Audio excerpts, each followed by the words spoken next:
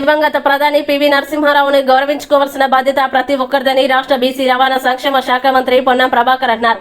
హన్మకొండ జిల్లా భీమదేవరపల్లి మండలం వంగర గ్రామంలో శనివారం నాడు పివి 19వ వర్ధంతి వేడుకల్లో మంత్రి పాల్గొన్నాడు. ఈ సందర్భంగా ఆయన విగ్రహానికి నివాళులర్పించిన అనంతరం మాట్లాడుతూ బీఆర్ఎస్ పాలనలో జిల్లాల పునర్విభజన జరిగే సందర్భంలో చరిత్రకారులకి తెలంగాణ పోరాట యోధులకి తగిన ప్రాధాన్యత ఇవ్వలేదని, కాబట్టి సీఎం రేవంత్ రెడ్డి సలహాలతో మహానుభావుడు పివి నరసింహారావు పేరుతో జిల్లా ఏర్పాటు డిమాండ్ మేధావుల వాదనపై చర్చలు జరుపుతామని పివి జిల్లా సాధన సమితి సభ్యులతో అన్నారు. మెదక్ నుండి ఎలకతుర్తికి నిర్మాణం జరుగుతున్న హైవేకి పివి పేరు పెట్టేలా చర్యలు తీసుకుంటామన్నారు. పివి ప్రధానిగా ఉన్న సమయంలో అప్పటి మంత్రి జి వెంకటస్వామి నేతృత్వంలో 40,000 కోట్లతో గ్రామీణ అభివృద్ధి కోసం ప్రత్యేక నిధులు కేటాయించిన ఘనత పివికే దక్కుతుందన్నారు. పివి శత జయంతి ఉత్సవాల్లో ప్రకటించిన విధంగా గత ప్రభుత్వంలో 11 కోట్లతో నిర్మాణం అవుతున్న పివి స్మృతి వనానికి సంబంధించి మిగిలిన పనులపై ఒక నివేదిక ఏర్పాటు చేసి పనులు జరిగేలా చర్యలు తీసుకోవాలని అధికారులని ఆదేశించారు. రాష్ట్రంలో విద్యా వ్యవస్థ పటిష్టపరచడానికి నవోదయ గురుకులాలు 45 వరకు ఏర్పాటు చేసిన ఘనత పివిదే అన్నారు. పంచాయతీరాజ్ వ్యవస్థలో బలోపేతానికి 1,000 కోట్ల రూపాయలు కేటాయించారన్నారు.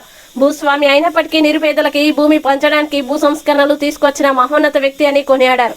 దేశం గర్వించదగ్గ వ్యక్తి అని కొనియాడారు. దేశం గర్వించదగ్గ మహనీయుని సేవల్ని నిరంతరం ఇప్పటి తరానికి పాఠ్య పుస్తకాల్లో దృశ్య రూపాల్లో చరిత్రని సజీవంగా అందించాల్సిన బాధ్యత ప్రతి ఒక్కరిదన్నారు. ఈ కార్యక్రమంలో సిపిఐ జాతీయ కార్యవర్గ సభ్యులు చాడ వెంకటరెడ్డి, మాజీ MLA Aligireddy Praveen Reddy, Hanamkonda ZP chairman doctor Sudheer Kumar తదితరులు పాల్గొన్నారు. ప్రపంచానికి ఆదర్శమైనటువంటి వాటి సందర్భంగా మనం చెప్తా ఉన్నాను. పివి నరసింహారావు గారిని చూసి ఆర్థిక సంస్కరణ అనేటువంటి ప్రపంచవ్యాప్తంగా వాళ్ళు ఆచరించేటువంటి ఒక వ్యవస్థ ఏర్పడ్డది. దాంతో పాటుగా ఊరికే ఆర్థిక సంస్కరణలకి పరిమితం కాకుండా వారు ప్రధానమంత్రి అయిన తర్వాత ఆనాడు ఈ ప్రాంతానికి ప్రాతినిధ్యం వహించినటువంటి వెంకటస్వామి గారిని రూరల్ డెవలప్మెంట్ మినిస్టర్గా తీసుకొని మొట్టమొదటిసారి దాదాపు 30,000 కోట్ల నిధులించి గ్రామీణాభివృద్ధి శాఖను పటిష్టవంతం చేసినటువంటి వ్యక్తి. అంతేకాదు గ్రామీణాభివృద్ధితో పాటుగా గ్రామీణాభివృద్ధిలో భాగమైనటువంటి విద్య బాగుండాలని దేశవ్యాప్తంగా నవోదయ సంస్థలు ఏర్పాటు చేసి గ్రామీణ ప్రాంత విద్యార్థులకు ఒక ఉన్నతమైన విద్యను అందించేటువంటి ఆలోచన చేయగలిగిన వ్యక్తి.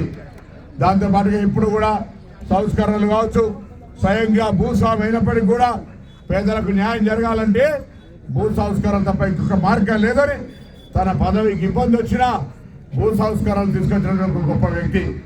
ఈరోజు కాంగ్రెస్ పార్టీ అయినా సిపిఐ అయినా ఎవరైనా పేదలకు భూములు పంచాలంటా ఉన్నాం, న్యాయం జరగాలి, భూమిలోనికి భూమి లేనికి భూమి కావాలంటా ఉన్నాం, కొన్ని రోజులు దున్నేవానికి భూమి హక్కు అన్నాం. ఆ విధంగా అటువంటి వయసులో అటువంటి సందర్భంలో కూడా పివి నరసింహారావు గారు గొప్ప గొప్ప నిర్ణయాలు తీసుకున్నారు. బహుభాషా కోవిదుడుగా గ్రామీణ స్థాయి నుంచి స్వయం కృషితోటి కాంగ్రెస్ పార్టీ నాయకత్వంలో అంచెలంచెలుగా ఎదుర్కొంటూ ఒక దేశంలో అత్యున్నతమైనటువంటి ప్రధానమంత్రి పదవిని, అది కూడా మైనార్టీలో ఉంటే కూడా ఎటువంటి ఇబ్బందులు లేకుండా సమర్థవంతంగా దేశ ప్రధానమంత్రిగా నడిపినటువంటి ప్రధానమంత్రి పివి నరసింహారావు గారు. తప్పకుండా మరి మిత్రుల యొక్క సూచనలు వాటన్నింటినీ ప్రభుత్వంలో చర్చ చేస్తాం. కానీ ఇప్పుడు ఇమ్మీడియట్గా ప్రభుత్వంలో ఏ ఎలకతుర్తి నుంచి సిద్దిపేట దాకా రోడ్ అయితే ఉందో దానికి నేరుగా ప్రతిపాదన చేస్తా ఉన్నా, ముఖ్యమంత్రి గారు ఒప్పిస్తాను. ఆ రోడ్డుకు పివి నరసింహారావు గారు రోడ్ అనేటువంటి నామకరణం చేస్తామనేటువంటి దాని సందర్భంగా మనం చేస్తా ఉన్నాం. దాంతోపాటు జిల్లాకు సంబంధించిన అంశం చెప్తా ఉన్నారు మిత్రులు. దాన్ని కూడా నేరుగా నిర్ణయం తీసుకునేటువంటిది కాదు, అది పునర్వ్యవస్థీకరణ జరిగింది. ఇప్పుడు మళ్ళీ ఏ నిర్ణయం తీసుకున్నా అదొక అనేకమైనటువంటి రాష్ట్ర వ్యాప్తంగా 33 జిల్లాలు ఆనాడు అనాలోచితంగా చేసిరా, ఆలోచనతో చేసిరా, విచక్షణతో చేసిరా, క్రమబద్ధంతో చేసిరా చర్చ లేదు. కానీ ఆనాడు పివి నరసింహారావు గారి పేరు మరవడం అనేటువంటిది ఈ ప్రాంత ప్రజలకు నిరాశ కలిగించినటువంటి అంశమే. తప్పకుండా అటువంటి అంశాన్ని పెద్దలతోటి మంత్రివర్గంలో లేదా గౌరవ ముఖ్యమంత్రి గారితో మాట్లాడి ఏ విధంగా వారి గౌరవించుకోవాలనేటువంటి మాటను ఈ పివి నరసింహారావు గారు పుట్టినటువంటి వంగర గ్రామానికి ప్రాతినిధ్యం వహిస్తున్న శాసనసభ్యుడిగా మంత్రిగా వారి గౌరవాన్ని ఎంత పెంచాలో, ఎంత విధంగా ముందుకు తీసుకోవాలో అందులో ముందుంటారనేటువంటి మాట సందర్భంగా మనవిస్తూ మరొక్కసారి పివి నరసింహారావు గారి స్మారకంగా ఇక్కడ తీసుకున్న కార్యక్రమాలను వేగవంతం చేయడానికి అది టూరిజం శాఖ కావచ్చు లేదా రాష్ట్ర ప్రభుత్వం తరఫున కావచ్చు, నిధుల కొరత ఉన్నా ఏదన్నా మరొక్కసారి వచ్చినప్పుడు పివి నరసింహారావు గారి పేరు మీద ఏ ప్రభుత్వం తీసుకున్నా వాటన్నింటికి సంబంధించి ఒక పూర్తి స్థాయి లోపల కంప్లీట్ చేసే విధంగా నేను జాయింట్ కలెక్టర్ గారిని కోరుతా ఉన్నా, అదేవిధంగా జిల్లా పరిషత్ చైర్మన్ గారిని కోరుతా ఉన్నా.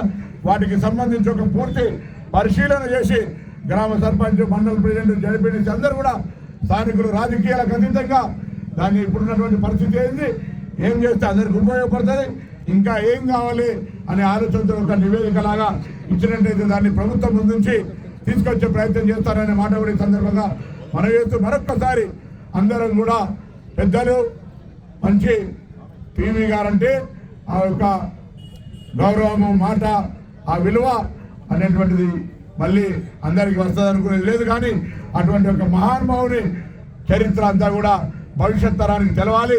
అది పాఠ్య పుస్తకాల ద్వారా కావచ్చు, లేదా చరిత్రలో కావచ్చు. ఏ విధంగా వారిని మనం గమనించుకుంటా పోతూ ఉంటుంటే ఇక్కడ విగ్రహాలు పెట్టుకోవడం ఎందుకు పెట్టుకుంటాం? ఆహా, ఇది పివి నరసింహారావు గారు, వారి ఇటువంటి మహోన్నత వ్యక్తి. మనం కూడా మన పిల్లలకు అటువంటి ఆయన గురించి చెప్పాలి, చెప్తే అనుకరణ జరుగుతుందని ఇలా డాక్టర్ బాబాసాహెబ్ అంబేద్కర్ విగ్రహం పెట్టుకున్నా, జ్యోతిబా పూలే గారి విగ్రహం పెట్టుకున్నా, మహాత్మా గాంధీ విగ్రహం పెట్టుకున్నా, ఇందిరాగాంధీ గారి విగ్రహం పెట్టుకున్నా, నెహ్రూ గారి విగ్రహం పెట్టుకున్నా, జగజీవన్ గారి విగ్రహం పెట్టుకున్నా. ఎందుకు? వాళ్ళు ఈ దేశం కొరకు చేసినటువంటి అంశాలను భవిష్యత్ తరానికి తెలవాలి. భగవంతుడు ఇచ్చిన గొప్ప మరుపు మానవులకు మరుపు. ఏదైనా మర్చిపోతాం, సంతోషాన్ని మరుస్తాం, దుఃఖాన్ని మరుస్తాం. అవి మరవకపోతే వాళ్ళు మనిషిగా ఉండరు. కాబట్టి ఎందుకంటే సంతోషంలో ఎప్పుడు నవ్వుకుంటూ పోతాం, మనం ఏమంటాం, దుఃఖంలో ఎప్పుడు వేసుకుంటూ పోతే ఏమంటాం, మరుస్తాం. కానీ అటువంటి వాళ్ళ గొప్ప వాళ్ళ చరిత్ర మరవద్దు. ఎప్పుడు కూడా మనం మన భవిష్యత్ తరానికి చెప్పాలనే ఈ విగ్రహాల సంస్కృతి గతంలో 100 ఏళ్ల నుంచి వస్తూ ఉంది. దాని ప్రకారం ఇక్కడ జరిగినటువంటి పివి నరసింహారావు గారి విగ్రహానికి వారు నివాళులు అర్పించుకొని ఈనాడు ఈ మాట మాట్లాడుకొని అందరం కూడా కలిసి వారికి జ్ఞాపకం చేసుకుంటున్నామంటే వారి గొప్పతనాన్ని, వారు చేసిన సేవల్ని, వారు ఇచ్చినటువంటి స్ఫూర్తిని భవిష్యత్ తరం నేర్చుకోవాలని కోరుతూ ఈ కార్యక్రమం నిర్వహించినటువంటి మా పెద్దలందరికీ భాగస్వాములై చొరవ తీసుకొని నిన్ననే మొన్న శాసనసభ కాగానే నేను ఇవాళ ఇంటికి వస్తా చెప్పగానే ఈ కార్యక్రమం నిర్వహించినటువంటి ప్రతి భాగస్వాములందరూ కూడా పేరు పేరున ధన్యవాదాలు చెప్తూ సెలవు తీసుకుంటూ పివి నరసింహారావు గారికి మరొకసారి నా హృదయపూర్వకంగా నివాళులు అర్పిస్తా ఉన్నాను.